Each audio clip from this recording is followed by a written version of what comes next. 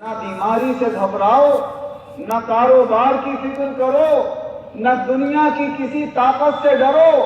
سب چیزیں اللہ کے قبضے اور قدرت میں ہیں، کوئی چیز اس کے قبضے سے باہر نہیں ہے۔ یہ دنیا کی معمولی چیزیں کیا ہیں؟ کیا ہے یہ تھوڑا سا کاروبار اللہ کے نظر میں؟ کیا ہے یہ بیماری کا ٹھیک کرنا اللہ کے قبضے اور قدرت کے اعتبار سے؟ کیا ہے حکومتوں کی تبدیلی اللہ کے قبضے اور قدرت کے اعتبار سے؟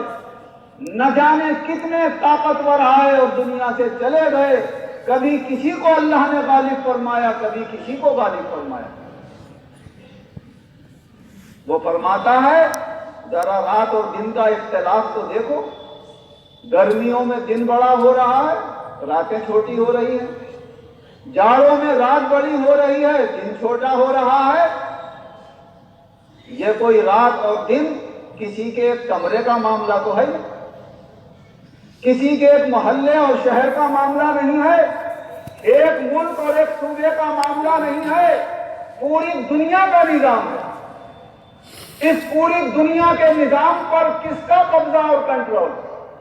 اللہ جل شانہ عما نوالہ۔ نہ رات اس کے قبضے سے باہر ہے، نہ دن اس کے قبضے سے باہر ہے۔ اور یہ نظام کوئی وقتی نہیں بنایا جاتا ہے۔ حضور نبی اکرم صلی اللہ علیہ وسلم نے ارشاد فرمایا کہ اللہ تبارک و تعالی نے زمین و آسمان کو پیدا کرنے سے بھی 50,000 سال پہلے ہر چیز کا قانون بنا دیا کہ زمین کو اس طرح کام کرنا ہوگا، آسمانوں کو ایسے کام کرنا ہوگا، چاند و سورج کی گردش اس طرح ہوگی، رات و دن کے فرق اس طرح ہوں گے۔ یہ نظام ہزاروں سال پہلے ان چیزوں کی پیدائش سے بھی اللہ نے بنا دیا، اور کوئی چیز اس کے نظام سے اور قبضے اور قدرت سے باہر آج تک کام نہیں کر رہی۔ جو سورج سے جس کام کے لیے بنایا سورج وہی کر رہا ہے، چاند کو جس کام کے لیے بنایا چاند وہی کر رہا ہے، زمین کو جن کاموں کے لیے بنایا زمین وہی کر رہی ہے۔ رات و دن جس طرح موسموں کے اعتبار سے اس نے گھٹانے اور بڑھانے کا ایک نظام بنایا وہی نظام چل رہا ہے۔ ہے کوئی طاقت جو اس کے نظام کے اندر آ کر دخل اندازی کر دے اور کہہ دے کہ روزانہ اللہ تعالیٰ سورج پورب سے نکالتا ہے، میں پچھم سے نکالوں گا؟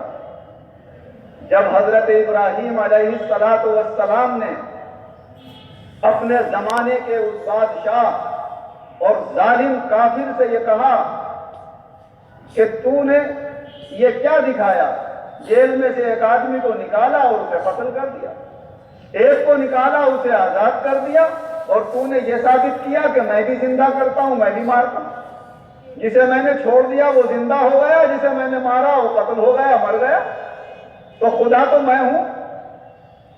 تو حضرت ابراہیم علیہ السلام نے ارشاد فرمایا، قرآن عظیم کے اندر اللہ تعالیٰ فرماتا ہے کہ اللہ تعالیٰ روزانہ پورب سے سورج نکالتا ہے، پچھم میں غروب کرتا ہے، تو اگر خدا ہے تو کسی دن پچھم سے نکال کر پورب میں غروب کر کے نکال۔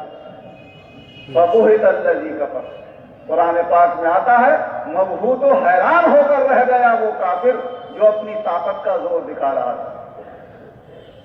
تو یہ کیا وہ بڑے بڑے بادشاہ ظالم و جابر جنہوں نے اللہ کی مخلوق کو ستایا، ظلم کیے، آج ان کا کوئی نام لینے والا بھی نہیں۔ ہاں، جنہوں نے عدل و انصاف قائم کیے ہیں وہ آج بھی دنیا میں نیک نامی کے ساتھ جانے جاتے ہیں، اور ان کے نام آج بھی زندہ ہیں۔ قارون ہلاک شد کہ چہل خانہ گنج داشت، نوشیروان نمرد کہ نامے نکو گذاشت۔ قارون ہلاک ہو گیا، حالانکہ 40 خزانے اپنے پاس قیمتی جواہرات کے رکھتا تھا، مگر نوشیروان نہیں مرا ہے۔ آج بھی انصاف کرنے والوں میں اس کا نام گنا جاتا ہے، اور آج بھی اس کا نام زندہ ہے۔ تاریخ اٹھا کر دیکھیں لوگ، جن کو اللہ تعالیٰ کوئی اونچا مقام دے دے وہ اپنے سامنے تاریخیں پڑھا کریں، اور پڑھنا نہ جانتے ہوں تو پڑھنے والوں سے سنا کریں کہ جب سے یہ دنیا قائم ہے، جب سے آج تک جس نے عدل و انصاف قائم کیا ہے اس کی حکومت لگاتار قائم رہی ہے، اللہ کے بندوں نے اس کی عزت کی ہے اور قیامت تک کے لیے اس کا نیک نام زندہ ہو گیا ہے، اور بے شمار ظالم و جابر حاکم بھی اس دنیا کے اوپر آئے ہیں، لیکن جانا ایک دن سب کو ہے، طاقتیں سب کی فنا ہونا ہے، مگر ان کے بعد کوئی ان کا عزت سے نام لینے والا بھی نہیں ہوتا۔ جو انہیں یاد کرتا ہے تو ظالم کہہ کر، دو چار بری بھلی باتیں کہہ کر انہیں یاد کرتا ہے۔ اس بات کو آدمی نہ بھولے، اللہ کی قدرت کے اوپر نظر رکھے کہ اللہ میں سب کچھ قدرت ہے، جب چاہتا ہے جس کی ہوا بنا دیتا ہے اور جب چاہتا ہے جس کی ہوا نکال دیتا ہے، ہوتا چلاتا ہے۔ اور ایمان والوں کو بھی اللہ تعالیٰ خبردار فرما رہا ہے کہ اے میرے بندو، تم تدبیریں ضرور اختیار کرو، کوشش کرو، یہ تمہاری ذمہ داری ہے، مگر اس کوشش اور تدبیروں کے ساتھ یہ یقین رکھو کہ تمہاری تدبیریں صرف ایک کوشش ہوں گی جس کا میں تمہیں آخرت میں اچھا بدلہ دوں گا۔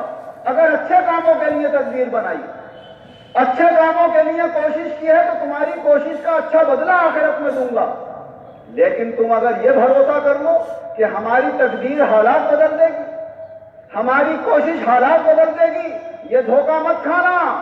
حالات بدلنے والا صرف اللہ رب العزت ہے، وہ جب چاہتا ہے حالات کو تبدیل فرما لیتا ہے، اس کے حکم کے بغیر ذرہ نہیں ہلتا۔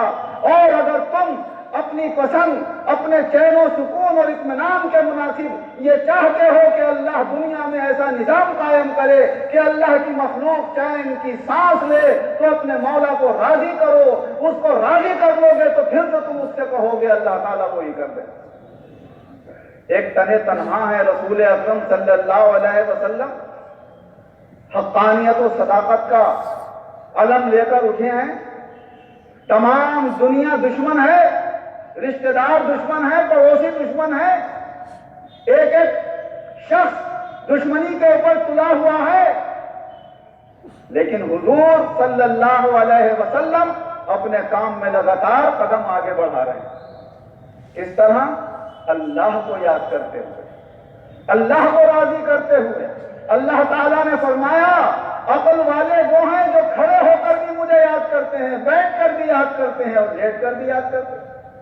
حضور صلی اللہ علیہ وسلم نے دن میں بھی اللہ کو یاد کیا، راتوں میں اٹھ اٹھ کر اللہ کو راضی کیا، اللہ کو راضی کر لیا تو پھر اسلام دن بدن ترقی کرتا چلا گیا۔ کائنات میں ایسی تبدیلی آئی، ایسے حالات بدلے کہ کل تک جو آپس میں ایک دوسرے کے دشمن بنے ہوئے تھے، سگے بھائیوں سے بھی زیادہ اللہ نے ان میں محبت پیدا فرما دی۔ یہ کس نے کیا؟ اللہ نے کیا۔ بندے کا کام کوشش کرنے کا ہے، بندہ کتنی ہی عظمت والا ہو، کتنا ہی شان والا ہو، خدا کے حکم کے بغیر کچھ نہیں کرتا ہے۔ جو کچھ ہوتا ہے اللہ ہی کے حکم سے ہوتا ہے۔ ہاں وہ بندہ اللہ کو راضی کر لیتا ہے کہ اے مولا تو اپنا کرم فرما دے، تو مجھ سے راضی ہے، میرا کہنا مان لے اور تو ایسا کر دے۔ اللہ اپنی قدرت سے حالات سنبھال لیتا ہے۔ کیسے کھڑے ہو کر راضی کر رہے ہیں، کیسے بیٹھ کر راضی کر رہے ہیں۔ حضرت عبداللہ ابن عباس رضی اللہ تعالی عنہ سے روایت ہے کہ ایک مرتبہ میں اپنی خالہ حضرت میمونہ رضی اللہ عنہا کے یہاں گیا اور میرا ارادہ ہوا کہ آج رات اپنی خالہ کے یہاں ہی گزاروں گا۔ حضرت میمونہ حضور صلی اللہ علیہ وسلم کی ایک بیوی تھی۔ اس دن حضور صلی اللہ علیہ وسلم کے رات میں رہنے کی باری حضرت میمونہ رضی اللہ عنہا کے یہاں تھی، اور حضرت ابن عباس یہی چاہتے تھے کہ حضور بھی وہاں پر ہوں تو میں یہ دیکھ لوں کہ اللہ کے رسول رات میں کیسے اپنے مولا کو یاد کرتے ہیں۔ فرماتے ہیں جب سونے کا وقت آیا، عشاء کی نماز سے فارغ ہو کر، ذکر و اذکار سے فارغ ہو کر، تو حضور صلی اللہ علیہ وسلم نے ہمیں تو 35 کو چھوٹے بچے سے لٹال دیا اور دونوں میاں بیوی سیدھے ہو کر سرانے کو لیٹ گئے، ہم چوڑے ہو کر 35 کو لیٹ گئے۔ تھوڑی دیر میاں بیوی نے کچھ باتیں کی، پھر دونوں حضرات سو گئے۔ جب 1/3 سے زیادہ رات گزر گئی یا 1/3 رات باقی رہ گئی تو حضور صلی اللہ علیہ وسلم بستر سے اٹھے اور اٹھ کر آپ نے یہ مبارک آیتیں پڑھی جو ابھی میں نے خطبے میں آپ کے سامنے تلاوت کی، ان فی خلق السماوات والارض واختلاف اللیل والنہار، اپنے مولا کی قدرت کو یاد کیا، اس کے نظام کو یاد کیا، اور سورت تک 10 آیتیں تقریباً آپ نے تلاوت فرما کر پھر مشکیزے کے پاس تشریف لے گئے، اس میں سے پانی لیا، وضو فرمایا، اور پھر 2 رکعت کر کے نفل ادا فرمائے، اور پھر آخر میں آپ نے 3 وتر ادا کیے، تہجد کی نماز سمیت فرماتے ہیں آپ نے 13 رکعتیں ادا فرمائیں۔ اس کے بعد آپ سو گئے، خراٹے آپ کے نکلنے لگے، حضرت بلال رضی اللہ عنہ نماز کے لیے بلانے کے واسطے آئے، آپ اٹھے اور آپ نے وضو نہیں فرمایا، ایسے ہی نماز پڑھ لی کھڑے ہو۔ کیوں؟ اللہ کے رسول صلی اللہ علیہ وسلم سو بھی جاتے تھے تو آپ کا وضو نہیں ٹوٹتا تھا، ہم اور آپ سو جائیں گے تو ہمارا وضو ٹوٹ جائے گا۔ کیوں نہیں ٹوٹتا تھا؟ تہجد کے لیے اٹھے ہیں تو کھڑے ہو کر اللہ کو یاد کر رہے ہیں، قاعدے میں بیٹھے ہیں تو بیٹھ کر اللہ کو یاد کر رہے ہیں، اور سو گئے ہیں تو فرماتے ہیں میرا وضو اس لیے نہیں ٹوٹتا ہے، میری آنکھیں سوتی ہیں اور دل اللہ کی یاد میں جاگتا رہتا ہے۔ لیٹے ہیں تو اللہ کو یاد کر رہے ہیں، بیٹھے ہیں تو اللہ کو یاد کر رہے ہیں، کھڑے ہو تو اللہ کو یاد کر رہے ہیں۔ اللہ تعالیٰ فرماتا عقل والے یہ ہیں جو کھڑے اور بیٹھے اور لیٹے مجھے یاد رکھتے ہیں۔ بندے مجھے یاد رکھیں گے تو اپنے بندوں کو یاد رکھوں گا، جب میرے بندے مجھے بھول جائیں گے تو مجھے اپنے بندوں کی کیا پرواہ ہے؟ یہ میرے محتاج ہیں، میں بندوں کا محتاج نہیں ہوں۔ کوششیں کرنے کے ساتھ ساتھ اپنے اللہ کو بھی راضی رکھو۔ وہ ایسے راضی نہیں ہوگا کہ کسی کی زمین ہڑپ لی، کسی سے ادھار لے کر واپس کرنے کو تیار نہیں ہے، کسی کے اوپر ظلم و ستم کر رہے ہیں، کمزور کو ستا رہے ہیں، نہ ایمان کی پرواہ ہے، نہ اسلام کی پرواہ ہے، نہ قانون شریعت کی فکر ہے۔ اور یہ اس وقت دنیا کی اکثریت مسلمانوں کی ایسی ہو گئی ہے کہ شریعت اسلامیہ اور نظام اسلام سے اپنے آپ کو دور کرتی چلی جا رہی ہے۔ ہم لگاتار اپنے مولا کو ناراض کرتے ہیں اور پھر یہ امید رکھیں کہ ہم اطمینان کی زندگی گزار لیں گے، سکون و چین کی زندگی گزار لیں گے، ہمیں خالی دعاؤں سے فتح، غلبہ اور نصرت حاصل ہو جائے گی۔ اللہ تبارک و تعالیٰ ارشاد فرماتا ہے وَأَنْتُمُ الْأَعْلَوْنَ إِن كُنتُم مُؤْمِنِينَ، تم ہی اونچے ہوگے مگر شرط یہ ہے کہ تم ایمان والے ہو جاؤ۔ تو ایمان والے ہونے کا مطلب یہ نہیں ہے کہ صرف زبان سے کہہ دیا لا الہ الا اللہ محمد الرسول اللہ، اللہ کے سوا کوئی معبود نہیں، محمد صلی اللہ علیہ وسلم اللہ کے رسول ہیں۔ یہ شہادت گہے الفت میں قدم رکھنا ہے، یہ شہادت گہے الفت میں قدم رکھنا ہے۔ لوگ آسان سمجھتے ہیں مسلمان ہونا، تو کلمہ زبان سے اقرار ہمارے ایمان کا اظہار ہے، ایمان کا تعلق تو ہمارے دل سے ہے۔ قالت الاعراب آمنا قل لم تؤمنوا ولكن قولوا اسلمنا ولما يدخل الايمان في قلوبكم۔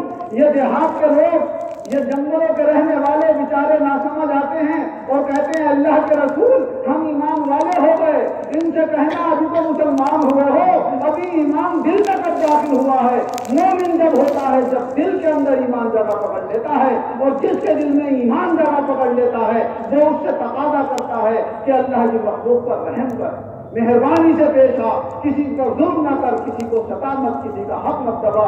جب یہ باتیں ہمارے اندر پیدا ہو جائیں گی، ایمان ہمارا مضبوط ہوگا، ہمارا مولا ہم سے راضی ہوگا، وہ قابل مطلق ہے، پوری کائنات کے نظام کو چلا رہا ہے، تو ایک دنیا کے چھوٹے سے خطے کے نظام کو تبدیل کیوں نہیں فرما سکتا؟ یہ تمام حقیقتیں اللہ تبارک و تعالیٰ قرآن حدیث میں ہمارے اور آپ کے سامنے پیش فرما رہا ہے، اور ہم اس طرف نظر نہیں کر پا رہے ہیں۔ اللہ ہماری ظاہری آنکھوں کے ساتھ ساتھ دل کی آنکھیں بھی کھول دے، اور قرآن و حدیث کو صحیح طریقے سے سمجھنے اور سمجھانے کی توفیق عطا فرمائے، اور قرآن و حدیث اور شریعت مطہرہ کے مطابق ہم سب کو زندگی گزارنے کی توفیق عطا فرمائے۔ آمین۔ بارک اللہ لنا ولکم فی القرآن العظیم ونفعنا وإياكم بالآيات والذكر الحكيم إنه تعالى جواد كريم ملك بر رؤوف رحيم۔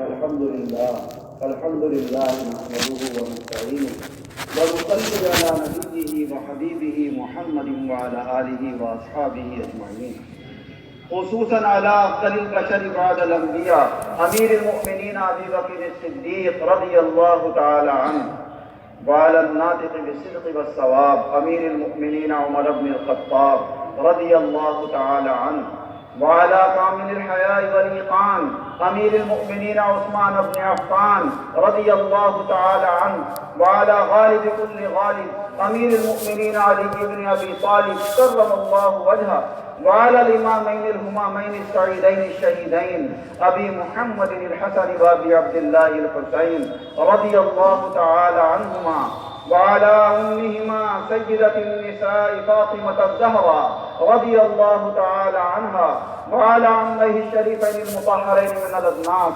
الحمزة والعباس رضي الله تعالى عنهما، وعلى الستة الباقية من العشرة المبشرة الذين بايعوا تحت الشجرة وسائر الصحابة والتابعين رضوان الله تعالى عليهم أجمعين.